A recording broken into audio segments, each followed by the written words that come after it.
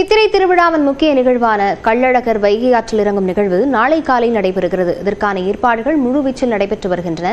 இதுகுறித்த விவரங்களுடன் செய்தியாளர் கருணாகரன் இணைந்திருக்கிறார். கருணாகரன், வீதிகளில் கள்ளழகர் ஊர்வலம் வரவிருப்பதையொட்டி அங்கு என்னென்ன மாற்றங்கள் செய்யப்பட்டிருக்கிறது?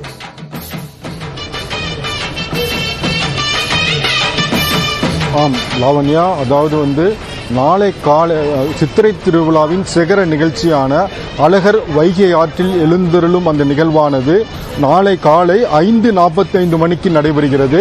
இதற்காக நேற்று மாலையிலிருந்து அழகர் மதுரையிலிருந்து 18 கிலோமீட்டர் தொலைவில் உள்ள அழகர் மலையிலிருந்து அழகர் கள்ளழகர் வேடம் பூண்டு தங்க சப்பரத்தில் ஒவ்வொரு மண்டபப்படியாக எழுந்தருளி வந்து கொண்டிருக்கிறார். இன்று காலை 6:30 மணி அளவில் மதுரை மாநகரில் உள்ள 3 மாவடிக்கு எதிர் சேவை நடந்தது. தொடர்ந்து பல்வேறு மண்டபப்படுகளில் எழுந்தருளும் அழகருக்கு பக்தர்கள் உற்சாகமாக வரவேற்பு கொடுத்து வருகின்றனர். இன்று இரவு தல்லாகுளத்தில் அழகர் எழுந்தருளுகிறார். தொடர்ந்து நாளை காலை இந்த நிகழ்வு நடைபெறுகிறது. இதில் லட்சக்கணக்கான பக்தர்கள் பங்கேற்பார்கள். இந்த சூழலில் இதற்கான விழா ஏற்பாடு, அதாவது அந்த வைகை ஆற்றில் அழகர் இறங்கக்கூடிய இடத்தில் அந்த டன் கணக்கில் அந்த பூக்கள் தயாரிக்கும் பணிகள் நடைபெற்று வருகிறது.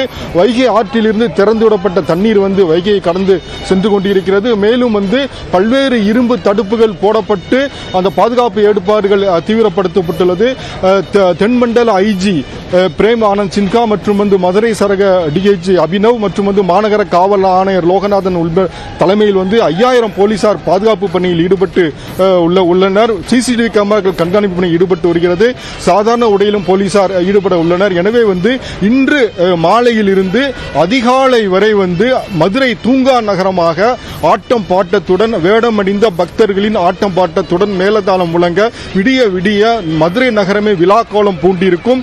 நாளை காலை 5:40 மணிக்கு அழகர் வைகை ஆற்றில் எழுந்தருள்வார். தொடர்ந்து பக்தர்களுடைய அந்த உற்சாகத்துடன் கோவிந்தா கோவிந்தா என்ற உற்சாகத்துடன் தொடர்ந்து அந்த நிகழ்வு நடைபெறுகிறோம். பல்வேறு மண்டபப்படியில் எழுந்தருளி அழகர் திரும்பி மதுரை அழகர் கோவிலுக்கு செல்லும் வரை தொடர்ந்து பக்தர்கள் அழகரோடு பயணித்து வேடமணிந்த பக்தர்களுடைய ஆட்டம் பாட்டத்துடன் அழகர் மலை திரும்பும் வரை மதுரையை விழாக்கோலம் பூண்டிருக்கும். எனவே மதுரையை தற்பொழுது உற்சாகத்துடன் காணப்படுகிறது.